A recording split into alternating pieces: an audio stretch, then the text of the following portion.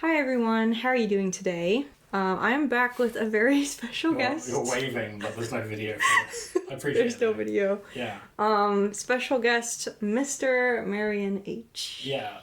Yay! Yay! Joseph. Also known as Joseph. That's what Joseph, yeah. From previous episodes. Yeah, Piranesi and The Canticle for Levites. But that was a while ago. Last year. Over a year ago now. I think Piranesi was a 2. It was August. No, it was last summer. 2024. Yeah, okay. Yeah. But we have upgraded our equipment. We are no longer on the potato. We have a microphone. Yeah. So you can hear him nice and clear. I mean, we're actually sitting next to We are actually sitting in the same room. Shocking. And we are going to be talking about To the Lighthouse by Virginia Woolf. Which was a first read for me and a reread for you. Yeah, one of my faves. One of your faves. Do you want to tell us about your first reading experience? Oh, sure. Just for starters. Of any book ever. of To the Lighthouse. To the Lighthouse. So I read this about 3 years ago, maybe 2.5, and I was deeply impressed. I don't mean that as in like it was amazing, it was, but as in it made a great impression on me, and was a book that I couldn't stop thinking about for a long time. It was a book, well, actually I say this, I first tried reading this book when I was 18. Oh. And I really liked it, I really enjoyed it, but it was a really difficult read. I don't think I was so used to reading literature books, and then I didn't read it again until maybe over 10 years later. This was during the pandemic or before the pandemic? After the pandemic. I had just moved cities and I was a bit lonely, and I was reading it, and it was a bit of a difficult time in my life, or coming out of a difficult time, and I was feeling the weight of emotion. And I came back to this book, and it really struck me, because it's about interiority, it's about people's inner life. And I was very in my head, and it struck me. It was very beautiful. It felt like it struck a chord with where I was in my life. And I think I rambled on to you about it over the last few years, because you would mention the waves. Yes. And then whenever you mentioned that, I'd start going on about. Yes. And I think I must have read The Waves probably around the same time you're reading To the Lighthouse. I don't remember exactly, but it was a few years ago. 2022? Yeah, quite possibly. I have a review of it on the channel somewhere. That was the first novel for me of Virginia Woolf's that I'd read. I'd read some of her short nonfiction before that. It was a really memorable reading experience because The Waves is pretty much poetry with a loose novel form around it, but mainly poetry. But I was still amazed how she'd done the character development within that. And in To the Lighthouse, it's just pure character development, well, yeah, I'd say. You told me that those things, yeah. That's what you liked about I wasn't just talking about To the Lighthouse unprompted. You told me that you liked those things about the waves, and I was like, oh, well, it sounds like it has a lot in common with her other book. Yeah. I mean, it's a lot in common, right? I mean, it's also a book about the waves. Yes. About waves, where waves are a central metaphor. Exactly. I'm gonna grab my copy of the book on the shelf. I'll be right back. Okay. Do you want me to do some hold music? Sure. Some reading music. Yeah, there was some Sims music growing up. I was like da da da da da da da da da da da bum bum bum. Beautiful. Are you gonna edit that out? Or? No, why would we edit it out? Alright. I'm curious which one was written first, but I don't think it's gonna tell that here. I suspect this was written first. I feel like The Waves is like an under a trajectory, but I could be wrong. So it says that The Waves was published in 1931 and To the Lighthouse was published in 1927. Yeah. Which makes sense because I think The Waves stylistically feels like the next iteration or level on what she's Yeah. done here. There's even a page or a short chapter in this book which actually follows the exact same structure as The Waves, where you've got a character saying a piece of dialogue and then the next character says a piece of dialogue, and it's like this ongoing conversation, but in poetic speech. I feel like that's the trajectory many artists go, where they like keep refining an idea until it like becomes very abstract. Yeah. Or do you think it's the other way around for a lot of artists? So you mean abstract going to more specific or more concrete?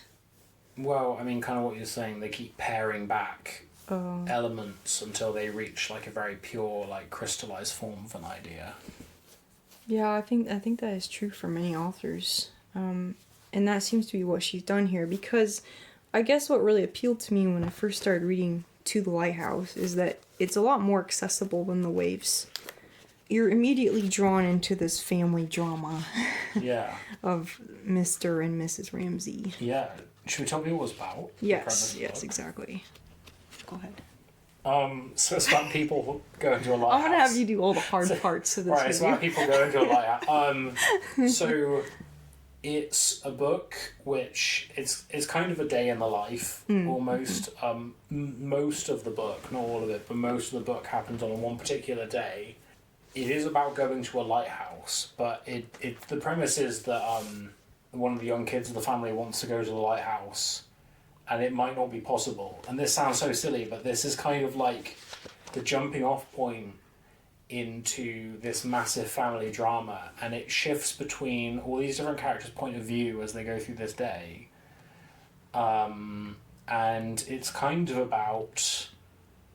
it sounds really silly, but in a way the lighthouse is important, in another way it's not important. But it's basically about how small things turn into very big things, and about how all this friction this family have. And you have all these scenes where on the outside nothing's happening, but then inside they're all like they hate each other. Basically. Well, yeah, the lighthouse, I mean, I was gonna say it's like the whale in Moby Dick, because it could represent many things or nothing at all. But actually, I think it's even more ambiguous than the whale. And it's more of a device to look at these different conflicts, as you're saying. Yeah. I guess the weather is also a device in this book, because it starts out with, we might not go to the lighthouse because of the weather. Yeah. And the weather continues to come up throughout the book. I think it's not just conflicts as well. I think what's really interesting about the book is sometimes two characters will have an interaction, and one will enjoy the interaction and another will come away thinking the other person's such an idiot.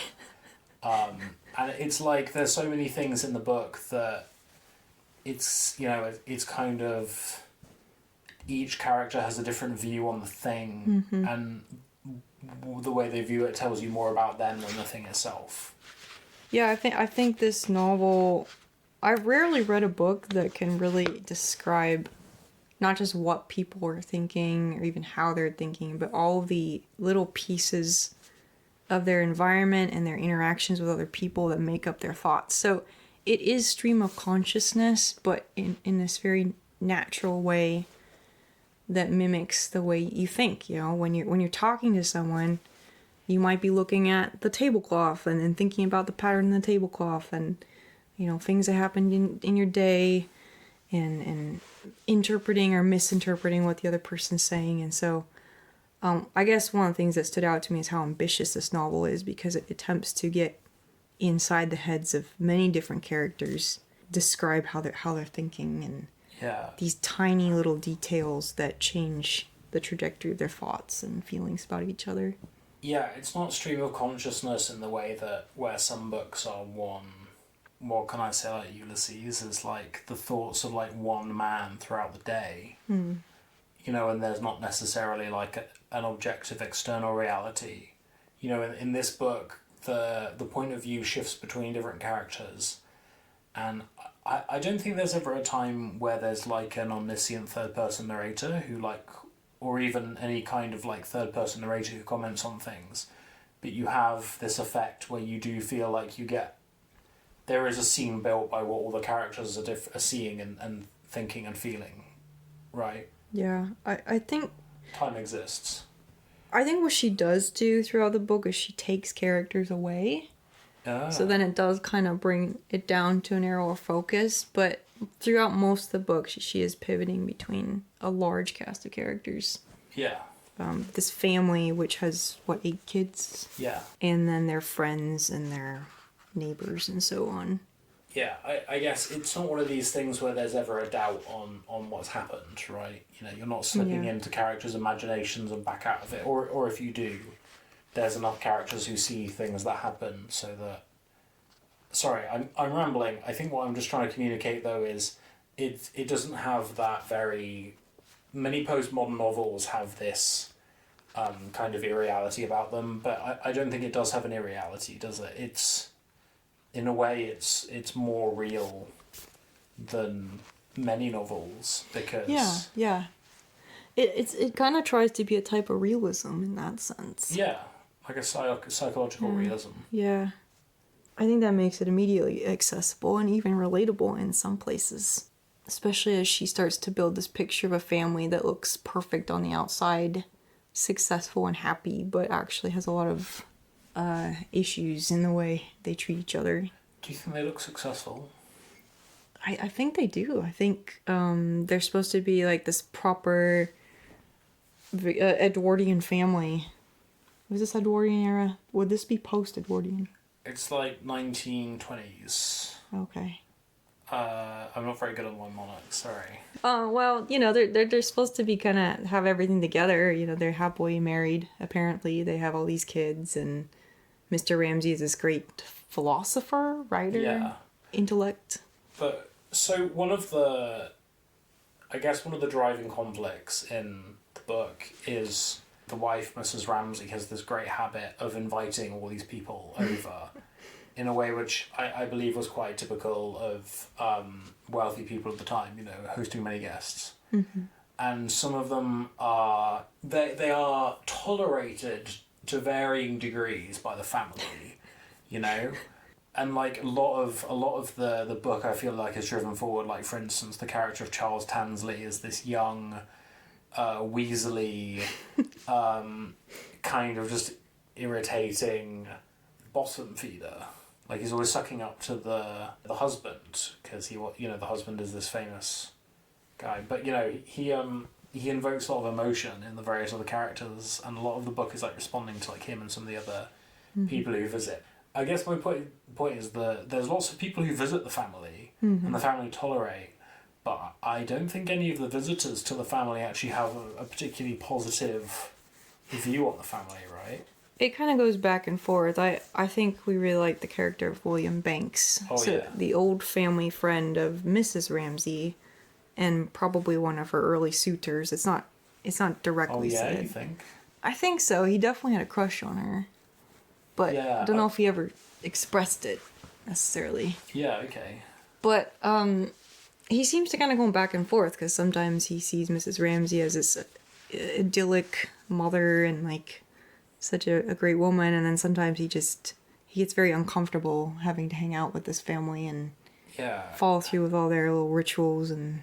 But then sometimes he's jealous of the family life as well, but other times he thinks that the husband has sacrificed his kind of, you know, pure intellectual life for the kind of silliness of domestic life. There's this brilliant part early in the book that I really enjoyed where William Banks is thinking back to this walk he took with Mr. Ramsay when they were a bit younger. Oh yeah. And great.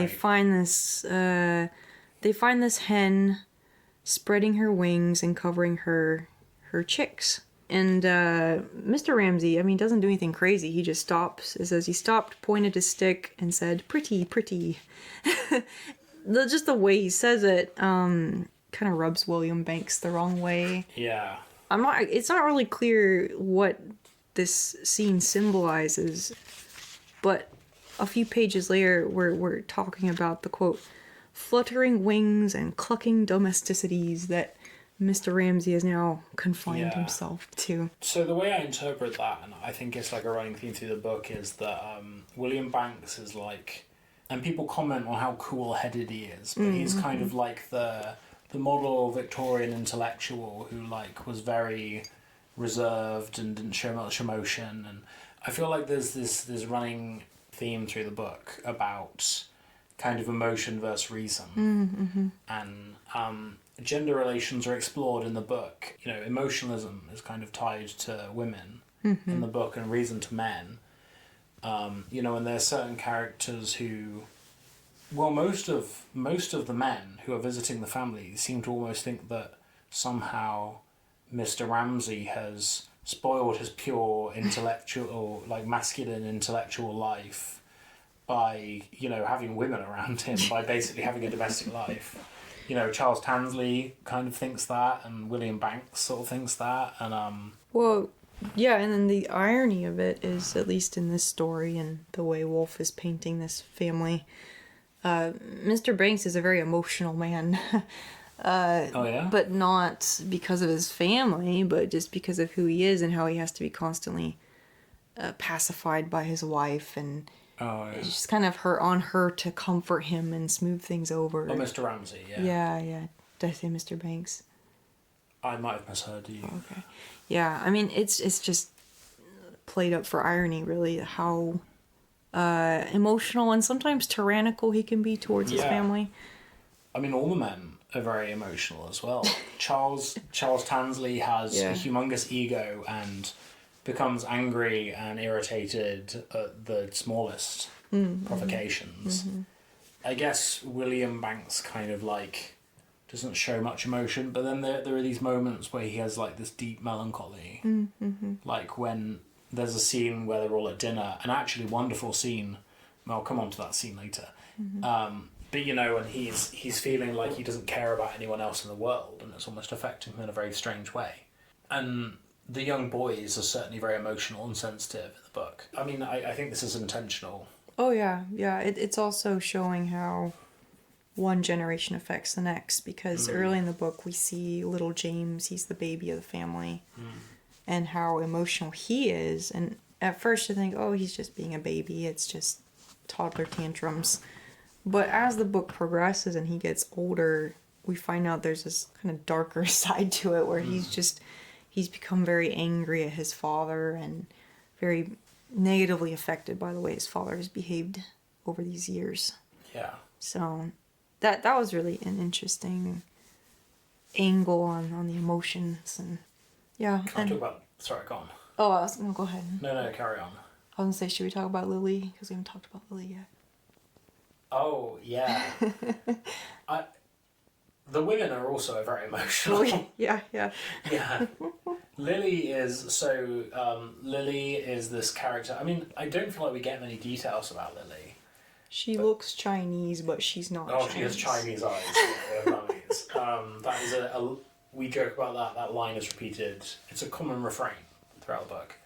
The other characters comment on it or think it rudely about her. It's kind of strange. And then the Woolf as well described it that way. Yeah. It's really weird. I was saying there was no third person narrator, but actually that's not true. At times there are, just... A little bit slips through. A little bit, yeah. I mean, they're all Woolf. I mean, I think every character is a self-insert of Woolf's paranoias. But yeah, Lily is like this artist. She seems to be slightly younger than Miss Ramsay, maybe like 10 years younger. But she's not young. She's maybe like past marrying age, or, you know, is entering spinster territory. But she is sort of a family friend. But she kind of has an interesting relationship where in some ways she kind of feels like she doesn't quite belong, or is almost ignored or tolerated. But she's a bit of a confidant, really, of Miss Ramsay, as much as anyone is, I think. Miss Ramsay being quite a closed-off character in ways, except from her husband. But Lily is kind of this interesting where she's there for many significant moments of the family life, but almost because they don't really regard her. And she kind of plays like a sort of somewhat detached, level-headed spectator to the action of the book. Would you? Yeah, Yeah. She's deeply emotional, but she also seems to be one of the few reasonable characters. Yeah, she's enamored of life, and she loves the family, but she doesn't really play much of an active part. She's more of an observer, and she's a painter. And the painting represents, I think, both her being an observer or a representative of what she's seeing, but also how she expresses herself. Because she's not one for outbursts of temper like Mr. Ramsay, or, you know, she's not in charge of a big family like Mrs. Ramsay, but she has feelings, and she decides where to paint her tree based on those feelings and intuitions. Well, it's interesting when you say about the painting and the domestic life, because it is almost like she loves the whole of the domestic life. Yeah. When the family together and they're happy, she loves it. But on the one hand, she detests Mr. Ramsay and how immature and tyrannical he is. On the other hand, she's constantly pressured by Miss Ramsay to get married, and she seems fond of Miss Ramsay, but Miss Ramsay is not particularly nice to her. And then the kids they don't really regard her, do they, the children? Yeah, there really aren't any interactions between them now that you mention it. Yeah, and it's like she loves this like, she really likes this family, obviously, and being around them, but there's not actually much warmth between individuals. It feels like it's almost like she just loves to see the whole when things are going well, maybe. Mm-hmm. Well, it hasn't inspired her to get married, that's for sure. No. In spite of Mrs. Ramsay's best efforts at matchmaking. Yeah. And marriage is a major theme in the book as well, because it comes up a lot, because one of the happenings of the book is don't think we're giving spoilers. Can one spoil a book like this? I don't think it's a spoiler. So there's these two young lovers, basically, who one has it in mind, this guy has it in mind to propose to this girl. Mm-hmm. Minter and Paul Rayleigh. Really? Rayleigh. Yeah. That's a really bad name. Sorry. Anyway, they're, and this engagement happens, which I don't think is a spoiler, because it's kind of obvious, like, it's one of the main things of the book, and everyone kind of knows it's going to happen. So the marriage constantly comes up, and lots of characters are reflecting, of course, on this engagement and such. Mm-hmm. Yeah, it's, for some reason, it's Mrs. Ramsay's life mission to make sure that it happens. Yeah. So she encourages Paul to propose to Minta. And then there's, like, all this drama about a lost brooch and stuff, but that's all beside the point. Yeah. I mean... It's interesting, because I think it's kind of vague, like, whether Paul would have proposed otherwise. Because on the one hand, like, there is, like, this thing where she kind of sees it as her doing, I think, and she encouraged it, but clearly Paul must have been into Minter, because I don't think you can just encourage somebody to get engaged or married to someone who they're not, like, fully into. They're not into to some degree. Well, Mrs. Ramsay, in spite of her difficulties with her husband, seems to think it's the right choice for everybody. And one of the ironies here, and I felt towards the end of the book it became more clear, but it seems like Lily has a thing for Paul, actually. Just a little crush, yeah. Because she offers to go out and help him pick up that brooch. And then later in the book, there's like this little reflection she has about Paul that seems completely out of place with the rest of the book. Yeah. And it just makes me think, well, maybe there was something there that didn't... But see, there's times where she has that for William. So, yeah. Miss Ramsay, we'll come on to Miss Ramsay, but Miss Ramsay is kind of she's a matriarch, in the quiet matriarch, who sort of manipulates everything with hidden strings behind the scenes. That might sound really dramatic, but she basically fancies herself as being able to, like, bend people to her whim and feels like she needs to fix everything. And she has it in mind that Lily should marry Mr. Banks, who's like this old man, but she's kind of seeing, I guess, almost, there's that kind of slightly misogynistic idea that Lily is getting beyond the age where a man would want her, and she should marry Mr. Banks, who's this old widower, but is, like, well established, and would take a woman who's becoming close to spinster age. And she keeps thinking this all the time. And it's not really appropriate, because on the one hand, it doesn't seem like Lily's really into that. I mean, Lily doesn't want to get married, it seems. But then it's kind of interesting because I think you see Lily has a great deal of admiration for Mr. Banks and enjoys spending time alone with him. Not like crazy amounts, but they seem to go for a daily walk together alone. It might just be because they're two quiet souls amongst a bunch of loud extroverts and people with huge egos.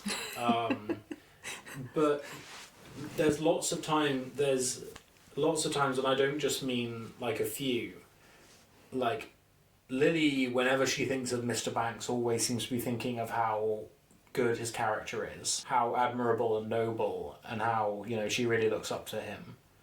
And I think there's a bit of an ambiguous relationship between her and Mr. Banks. Oh, yeah, yeah. Which maybe Paul as well, but I guess I think her relation to men generally is kind of interesting. Yeah, I think she's just kind of observing all these different kinds of men she meets, including Charles Tansley, who is really not very nice to her at all, just comparing them constantly to each other. There's just this big thing of is Lily asexual? Is she a lesbian? And I'm not, you're giving me a look, but legitimately the way she looks and thinks about Miss Ramsay sometimes is quite sus. Oh, maybe. She has all this adoration for Miss Ramsay. So, context though, Mrs. Ramsay is, notably beautiful, and everyone admires her for her beauty. I think she's just the kind of person people would have a girl crush on, because she's whoa, she's like a celebrity levels of beauty. I guess, sorry, I don't just mean to turn it into one of these as the novel, secretly a lesbian novel, but... Well, Virginia Woolf was. Virginia Woolf. There you go. Well, she was bisexual, and, you couldn't publish so much at that time, so I don't know. Yeah. I think it's worthy of speculation. I'm not saying for sure, but... Yeah, it's possible for sure. Yeah. But anyway, Lily just has all these ambiguous relations and feelings to all these different people. Ones where you could read in romance if you want, I think. Mm-hmm. But it's not it's hard to say for sure, which I guess is why I brought this up and why I'm connecting to what you said when you think she had a crush on. Yeah, and I appreciate it. I think this is one of those ways that Woolf is painting the gradients of human experience. Yeah, that's a great way to put it. I just... all these characters have such complex relationships to each other that you can't say in definite terms, one thing or another with some of them. And that's just how a lot of people experience life. Complicated feelings about people and attachments to people that can mean different things.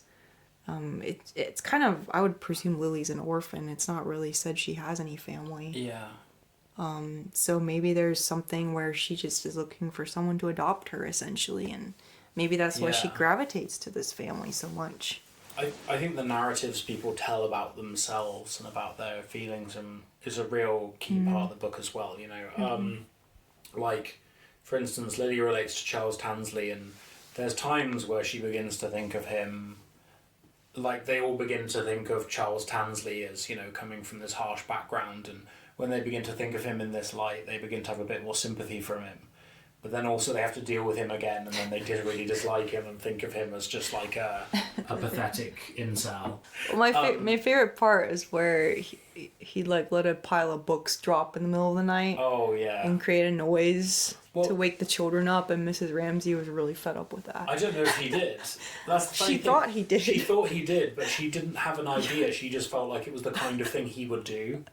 But I think it's there is this, I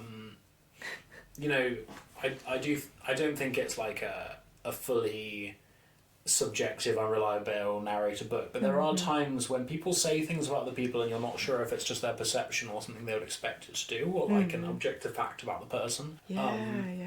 But because she does comment on, she thought, she was like, why did he do that? Oh wait, he didn't do that. I just thought he did that. But going back to what I was saying, Lily has these feelings for people, and you're talking about the complexity of human life and the gradients, and the feelings she has, of course, other people are interpreting it and telling stories about they could be in love. And I feel like there's almost times where she, entertains such ideas, maybe about getting married, but like throws them away.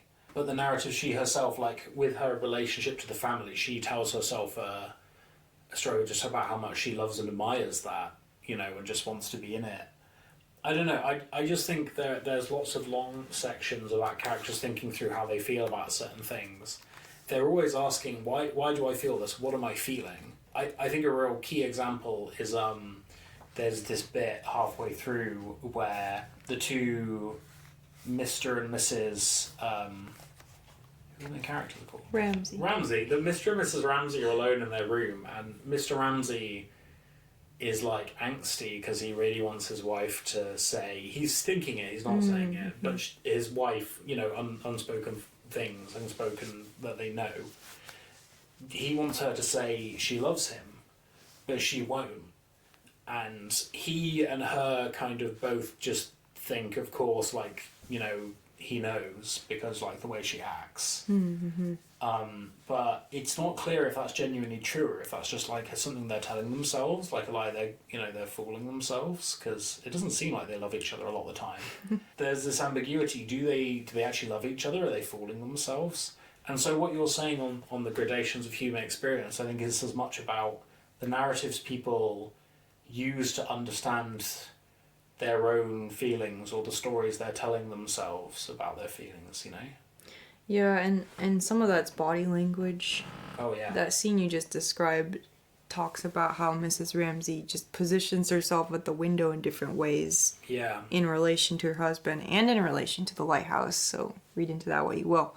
But, she changes her body language based on what she's trying to communicate to him. Now, whether he interprets that correctly or not, who knows? But yeah, it's interesting. But it does again reflect how people act, and yet sometimes the communication is lost or misunderstood. So I think one of the things that makes Lily a really interesting character in this is, so our other characters feel a certain way and interpret it a certain way. Like, for instance, Charles Tansley doesn't like Miss Ramsay, but then notices she's beautiful and decides that actually he does fancy her. Yeah. And he just really switches from one side to the other. And I feel there's something kind of artificial or shallow about it, Yeah. In the same way as kids sometimes have crushes and then get over it. It's not a deep, sustained feeling. But I think one of the fascinating things about Lily is she has these emotions, but she almost resists. She has this, like, meaningful friendship or something with Mr. Banks, but she's happy for it just to be what it is, She doesn't feel like she has to get married or anything, but she doesn't worry about, like, impropriety or anything, which might be a relevant consideration, right? A man and a woman going on a walk on their own, like many long walks on their own, how would that be seen by the people at the time?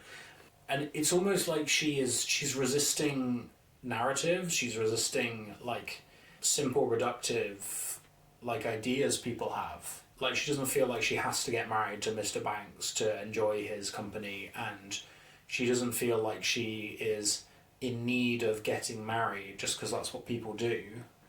Even though she does seem to be lonely at times, and she does seem like there could be some benefit. And I love how she experiences all sorts of emotions, but she never feels like she has to tell, like, simple, totalizing narratives about the feelings. She almost just experiences life just as a series of, like, feelings and emotions and stuff that comes at her experiences, and lives in the moment almost. Oh yeah, she's a true free spirit. Like, yeah. Later in the book, it talks about how she realizes that her painting's just gonna go be in the attic. Like, she's not gonna be some, major success as an artist, but she keeps painting. Yeah. And there's, like, no bitterness about it. She's just gonna keep going, And I guess it's how she paints as well. She's described as just painting what she sees, and it sounds kind of like abstract painting, but she does it because it's true to her. And I'd say that's how she seems to experience emotion in life. Yeah. You say she's a true free spirit, though. So Augustus Carmichael is this other guy. Yeah. He's this poet who visits and is friends with Mr. Ramsay, but he basically just sits around reading poetry, smoking weed, not making weed. yeah, right. What? Oh no, opium. Opium. Oh, yeah, no, right. it's worse than weed.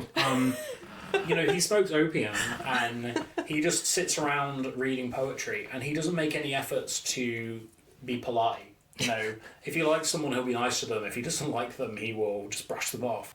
I think he's portrayed as kind of like a pitiable character a little bit. A charity case of Mrs Ramsay's. Yeah, all the men are charity cases of Mrs Ramsay's.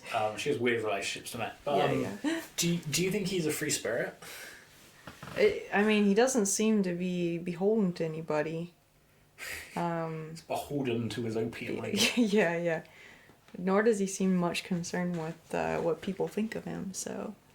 Yeah, I guess so. Also, he's also pursuing poetry, which, isn't the most surest of professions. So yeah, he's an older man though, isn't he? Isn't he an old man? Yeah, I think so. He's got like a grey speckled beard. Yeah.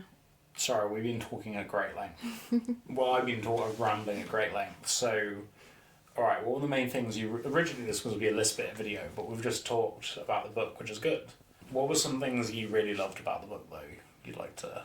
Well, okay, then I'll try not to get spoilery, but I did really enjoy a couple things. Some of the ways she used repetition in the book, again, indicative of waves and emotions too, because, emotions and thoughts can be cyclical.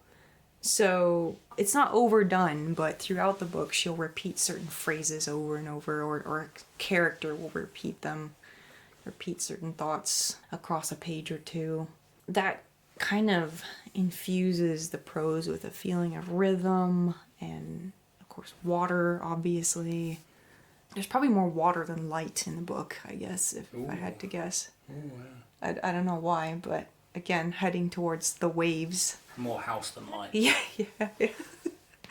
I enjoyed the symbolism. So I already talked about the chickens earlier, but later in the book it talks about Mr. Ramsay's dark moods descending on him like a black bird. And I thought that was a very good analogy, because that's kind of how it works for some people. It's not something that it doesn't seem to arise out of them, it seems to descend on them, but then not letting go of him.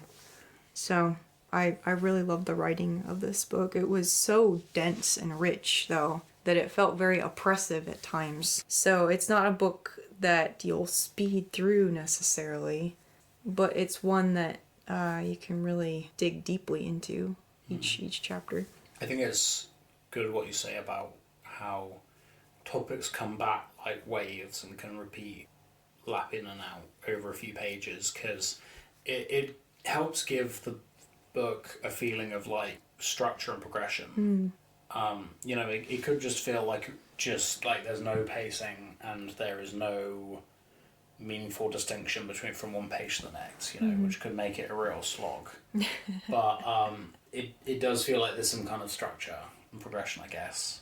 Well, maybe the first section goes on a bit long, but it does go on a bit long, but I mentioned this earlier, I just love the ambition of the novel being a novel. Yeah. Because it has such a limited setting and such a rich cast of characters and monologues, inner monologues, that I think a lot of authors would have made this a play or something like that. But she chose to make it a novel and use these various literary techniques to keep you going and make it feel like it's going somewhere, even when it's not actually going anywhere. It does go.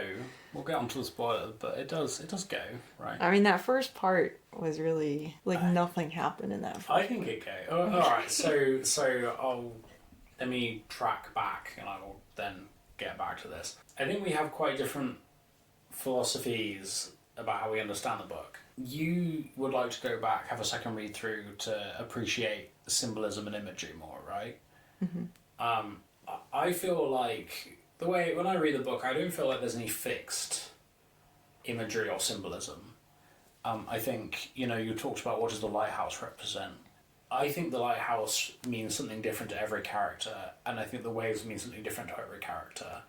Because what I really love about the book is how perspective is so important to it. It really is about, many books have people having different perspectives on stuff, but we will have scenes where something will happen and then we'll get 3 different people over the course of a few pages all have their different perspectives on this thing happened. Even a social interaction, you know, how they feel, or was it positive or negative, or actually what was said. And I think the book is so much about how much of life is just our perception, you know, social life, how much of social life, not imagined by us, but, you know, it's really hard to grasp how other people are interpreting events that are going on.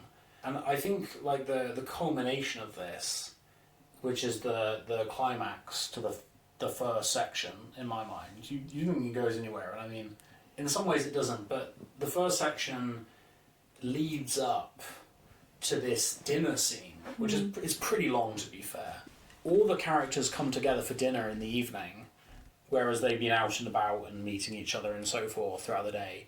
They all come together for dinner, and you have these conversations, and you have this long extended dinner scene, which goes through all these different things they talk about and think and feel and so forth. And it's just wonderful, because you just have all these different characters and how they're perceiving it and what they think of each other, and they just have such different experience of it. I mean, generally negative. They, you know, much of the book is about the tyranny of domestic life, how small things which from the outside don't seem to mean much can be like long patterns of persistent, like, toxicity. Yeah. But yeah, there's this big scene, and just like everybody has just such different views on it. It's a real satisfying climax for me, because I just think it's so just easily shifts between different characters and how radically different their points of view on things are.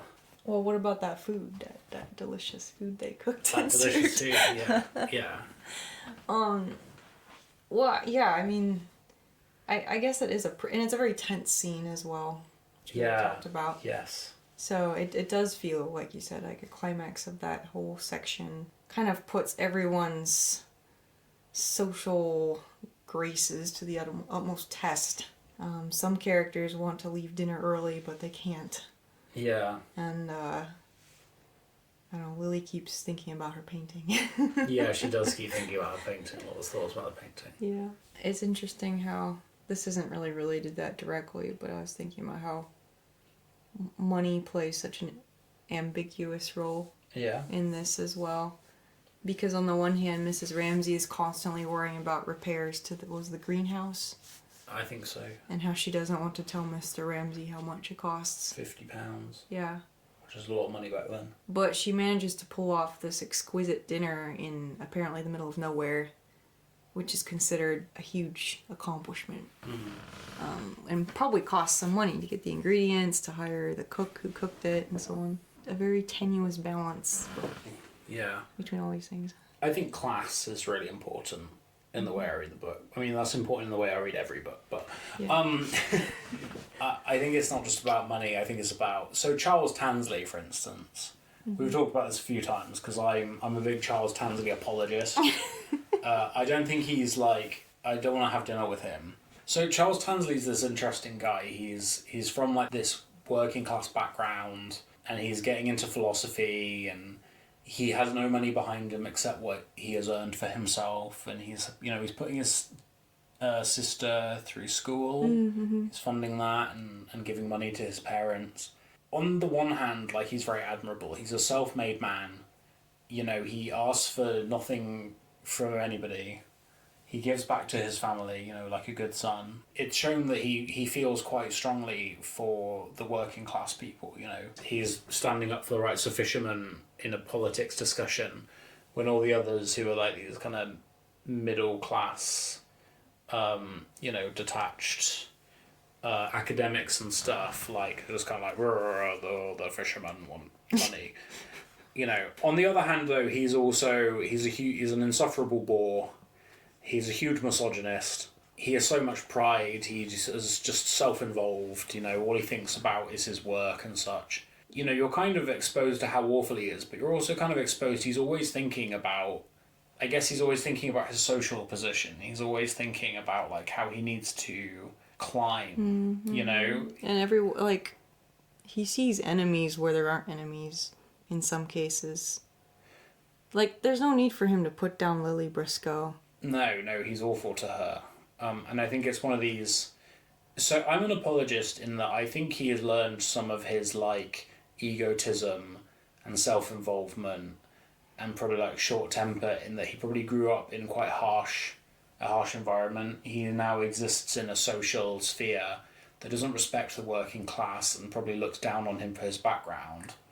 You know, and he's surrounded now by all these people who are reasonably wealthy, not entirely wealthy, but you know they're definitely much better than him. You know, they just do some of like the insensitivities that middle class people might do. You know, and he thinks like they don't have to really worry about anything but silly nonsense. Yeah. And so I think he's used to being the only person to advocate for himself, and it's kind of resulted in all this egotism and stuff. But now suddenly in this middle class domestic setting, it just leaves him being insufferable, and so I find it I find him a sympathetic character because I think he's learnt a way to survive, and now it's ultimately coming back to bite him in the bum. Not that he isn't also a misogynist too, but why did I start going on about him? We were talking about money and class. Oh yeah, I think there's a lot of commentary on class though, especially about some of the political discussions that come up.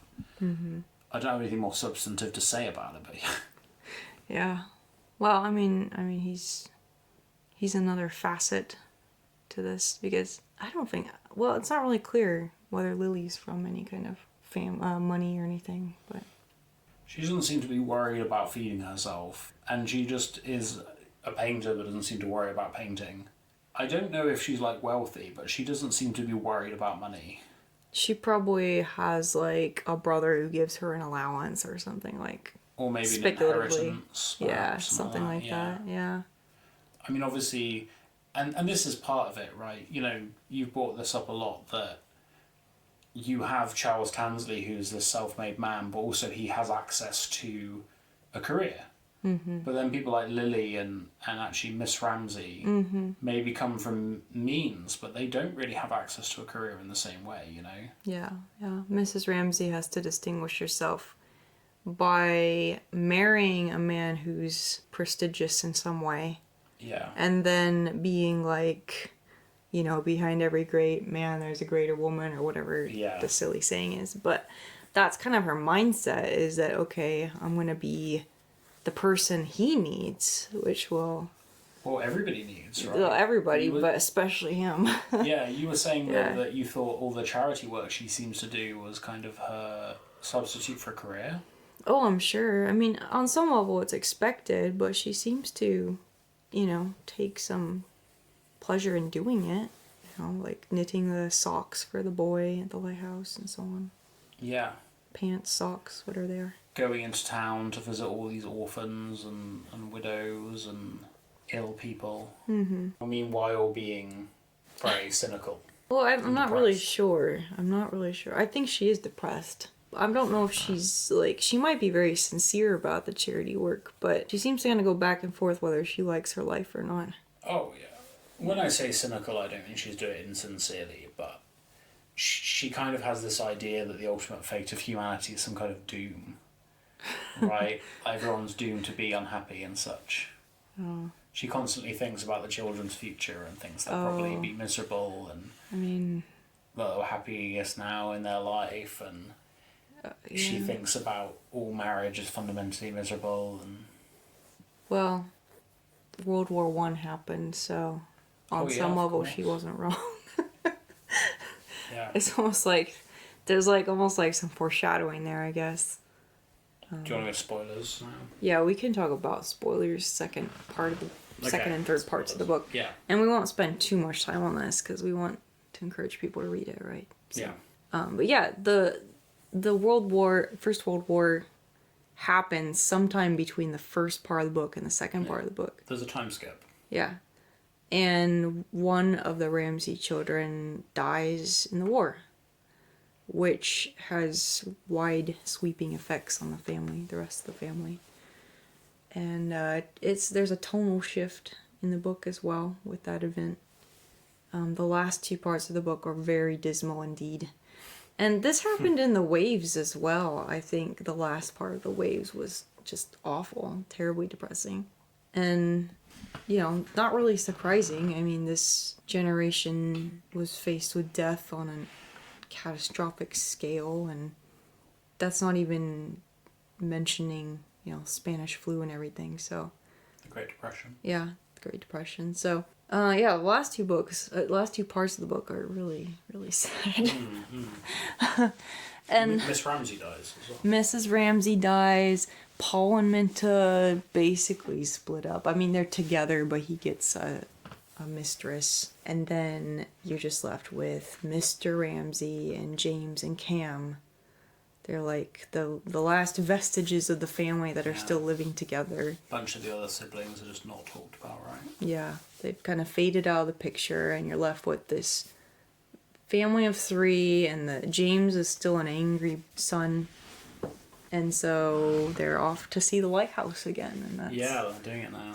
I guess I liked the ending, but again, it was very depressing. Yeah. Very sad. I mean, the whole book, every character is kind of neurotic, and everything's very cynical, and you can kind of see Woolf's depression peeking through. Yeah, I think there's some lessons to be learned, though. Like, for example, you can't expect to just be a tyrant in your home and expect your children to turn out totally fine. Yeah. And you can't be meddling in other people's love affairs and expect that they will all turn out well. Because clearly that didn't happen with Paul and Minta. I don't know, I'm not sure if it was a really moralizing tale so much as just a gloomy one. And I agree with you that I think she gets a bit too cynical at times. And it just feels a bit oppressive. Yeah, I mean, I don't mind that it's cynical. I think, it does hold a light up to... A light. A lighthouse. Sometimes people think, though, they wish that they could just have the happy domestic bliss of eras gone by before our complicated modern political era, and if only we could go back to the 1920s, weren't families happy back then, and it shines a light up to the fact that actually you can have the appearance of, from the outside, have the appearance or semblance of order and happiness and peace, but actually be terribly unhappy. Oh, yeah. I think cynicism does something. Yeah. Well, and the way the war impacted people as well. I mean, you don't just live through those kinds of events and come out the same person at all. And I believe, Woolf also lost, I think, her brother somewhere in this time frame. I don't remember if it was to the war or what, but so some of what she's writing is just personal grief coming through. So yeah, I think a lot of the book though is just observation on human psychology, and I think it's good observation. I think there's a lot of just like showing some of the trivial or dark undertones that can sometimes be in seemingly innocent things. Yeah. Like characters flirting with other characters is like a big thing where seemingly innocent behaviours are not innocent, and yeah. Yeah, and even within such a strict, structured society, people found ways to bend the rules or just be unpleasant generally. Yeah. Yeah. But yeah, no, I really like the book. I like the ending. I'm a little bit behind where you are. I've not come to the ending again for the second time. I shouldn't have spoiled it for you. I mean, you've read it before, but... I more or less remembered what happened. Yeah. But I really like all that, and I think the ending is important as well because Mr Ramsay is this deeply unpleasant character. He has, as you say, a tyrant, but I think it's made really clear in the final act just how unpleasant he is and kind of the ultimate end, as you're saying.